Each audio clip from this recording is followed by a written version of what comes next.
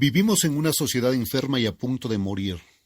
Ya no sabemos cuáles son las virtudes auténticas. Nos hemos desmembrado de Dios. Como ya lo vimos en los capítulos previos de este libro sobre los 10 mandamientos de Dios, la obediencia a la ley divina es el camino que lleva a la paz, la felicidad y la vida abundante. Pero con nuestra cada vez más palpable desobediencia a las leyes vivientes de Dios, estamos sufriendo los efectos en lo físico y también en lo espiritual. En la ley de Dios, lo más importante es nuestra correcta relación con el Creador, relación que cubren los primeros 4 mandamientos, y la protección del hogar, la familia y la vida humana en sí, que cubren los 3 siguientes mandamientos. La rebeldía de la mente humana se manifiesta en la forma como las leyes humanas han invertido este orden de importancia. En la hora presente, los libros de estatutos contienen más leyes para proteger la propiedad que para proteger la vida humana, el hogar y el verdadero culto a Dios. Es cierto que no es dado a los seres humanos ni a los tribunales de hombres el legislar sobre la auténtica veneración al Dios viviente. Con todo, la espantosa realidad es que nuestra sociedad moderna, la carencia de respeto o culto al Todopoderoso, difícilmente se cuentan como pecado en la opinión pública. Y este pecado de rebelión es la raíz de muchos otros pecados. Y así, a pesar de la multitud de leyes para proteger la propiedad, los hombres, desmembrados del verdadero Dios, ladinamente están cometiendo robos en formas por demás tortuosas, como nunca en la historia de la humanidad. Después de que el Omnipotente tronó desde la cumbre del monte Sinaí los mandamientos que ordenan la auténtica veneración que a Él se le debe rendir, y las leyes que protegen las más sagradas relaciones humanas, el hogar, la familia y la vida humana en sí, entregó el 8º mandamiento, o sea, la ley divina que protege toda clase de propiedad privada y las posesiones. No hurtarás, Éxodo 20:15. Debido a que los hombres no piensan que el Creador, Dios, de este mandamiento es real, no temen desobedecer su ley. Tenemos más hurtos que nunca.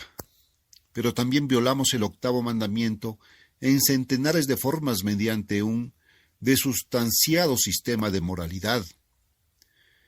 Después de discutir sobre algún vil ardid para timar a sus competidores o a la clientela, los ejecutivos se encogen de hombros y dicen, bueno, eso es meramente cuestión de negocios. O tras de cometer algún fraude relacionado con medidas falsas, mala calidad o anuncios desorientadores, el hombre de negocios dirá, ¿qué tiene de malo? De todas maneras, si yo no lo hago, alguien más lo hará. Cuando se defrauda al gobierno, se falsifican los informes del impuesto sobre la renta. La frase común para callar la conciencia de uno es que ahora le toque sudar al gobierno. De cualquier manera nos quita mucho dinero. ¿Qué importa si en esta ocasión no declaramos todas nuestras entradas? Sí, ¿qué importa? ¿Acaso también eso es simple cuestión de negocios? Así es en efecto, pero esos son también negocios de Dios, y Él ha puesto en movimiento una ley declarando, no hurtarás. Cuando usted quebranta la ley de Dios, ésta lo quebranta a usted, porque las leyes de Dios son cosas vivientes, movientes como la ley de la gravedad. Cuando usted las quebranta, el castigo es automático y certero.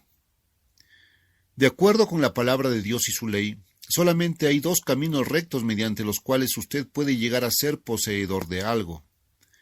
El primero es mediante una dádiva gratuita de otra persona, o de Dios mismo. El segundo es mediante el trabajo honrado que gana algo como legítima devolución.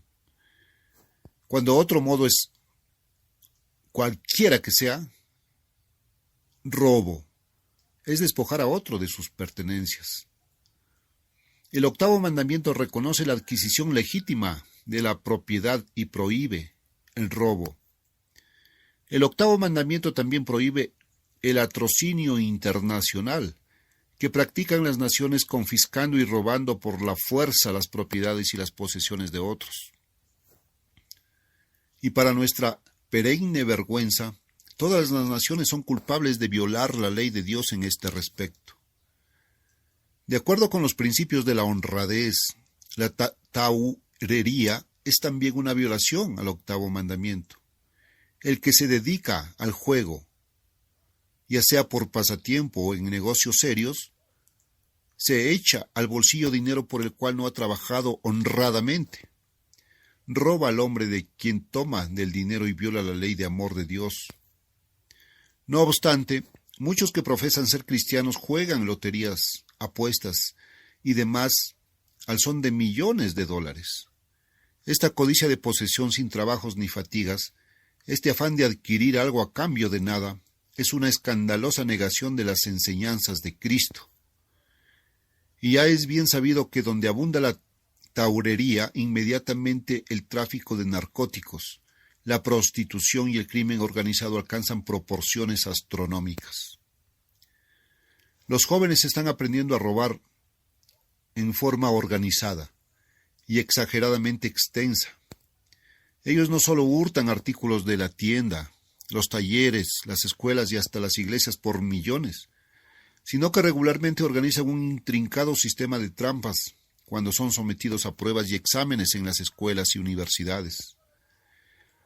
Debido a que generalmente ello no causa mucha alarma, dicha práctica está creciendo en proporciones nunca vistas, porque tal vez no se le ha dicho a la gente joven que cometer fraude en los exámenes es obtener notas o grados ilegalmente, y eso es robar. Es una directa violación al octavo mandamiento de Dios. El industrial o el comerciante que usa pesas y medidas falsas o mala calidad en sus mercancías para engañar al público es tan culpable de quebrantar el octavo mandamiento como lo es el ratero común. Quien tal hace está tratando de adquirir más que la legítima devolución por sus productos. Considerando el exceso ilegal que espera recibir, trata de obtener ese algo extra a cambio de nada.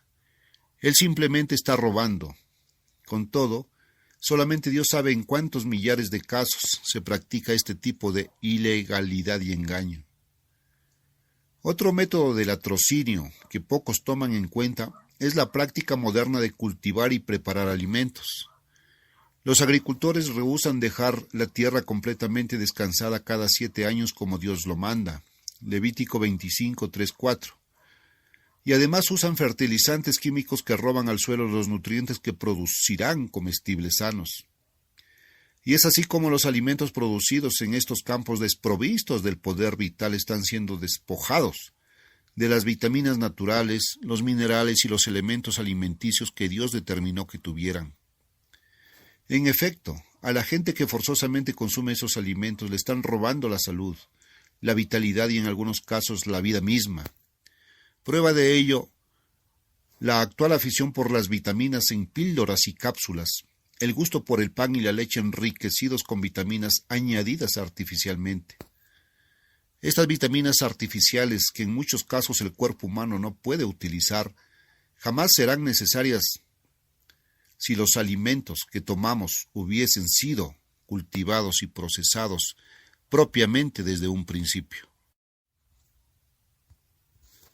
La misma culpa recae sobre los elaboradores de productos alimenticios que, movidos por la codicia de ganancia injusta, quitan los elementos sanos a los comestibles que consumimos, o en millares de casos les añaden preservativos químicos que son absolutamente dañinos a la salud de quienes los consumen. De más está decir que carecemos de tiempo y espacio en este libro para dar una explicación completa de este principio. Pero es importante darnos cuenta de que millones de seres humanos en nuestra civilización cristiana están sufriendo los efectos de las enfermedades y deficiencias de hechura humana. Estas enfermedades han sido provocadas en parte por la ignorancia de las personas respecto de lo que se debe comer, y en parte por el pecado y la conducta codiciosa de los manufactureros de productos alimenticios que a sabiendas se roban los elementos vitalicios de nuestros alimentos. Para todos aquellos que roban en esta u otra forma similar, hay un día que es de solemne juicio que se avecina. Uno de los grandes pecados comerciales de nuestra era es la práctica común del anuncio falso. Al consumidor se le hace creer que cierta pastilla, por ejemplo, le hará perder peso, aumentar peso, ganar virilidad, evitar la calvicie, etcétera, etcétera. Y en la mayoría de los casos lo que se asegura es una directa e intencional mentira. Semejante práctica es en efecto robar a la gente que paga su dinero con la esperanza de lograr los resultados prometidos. En muchos casos, las víctimas de estos gigantescos fraudes no solamente se ven despojados de su dinero, sino de su salud, su felicidad y la paz mental. Muchos respetables hombres de negocios y líderes de la comunidad han logrado la posición que tienen principalmente por medio de este tipo de engaño, en masa y robo. Ya es tiempo de que nuestras naciones y pueblos despierten a la realidad. Aunque el pecado se le puede dar la apariencia exterior de respetable, recordemos que Dios es el verdadero juez. El Omnipotente dice: ¿no sabéis que los injustos no poseerán el reino de Dios? No erréis, que ni los fornicarios ni los ladrones heredarán el reino de Dios. 1 Corintios 6, 9-10. Para que ninguno malentienda, cabe recordar aquí que la voluntad de Dios es que sus siervos prosperen en bienes materiales, siempre y cuando los ganen honradamente y no pongan todo su corazón en ello. El apóstol Juan escribió: Amado, yo deseo que tú seas prosperado en todas las cosas, y que tengas salud, así como tu alma está en prosperidad. 3 de Juan 2. Sin embargo, también debemos saber que cuando la riqueza del industrial llega a empañarse por un innecesariamente elevado saldo de muertes en sus plantas o fábricas, se convierte en ganancia mala vida, y a la luz de la ley de Dios tal hombre aparece como un ladrón, si no es que es un criminal.